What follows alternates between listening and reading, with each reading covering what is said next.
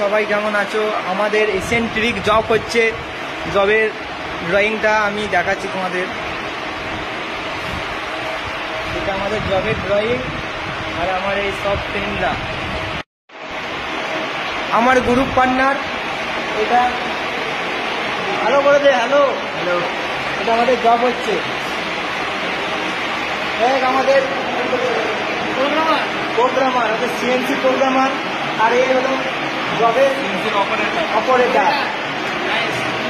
আর আমাদের এখানে সব ওয়ার্কশপের স্যার আর সকল বন্ধুরা এখন স্যারের সাথে কাজ বাজ করছে।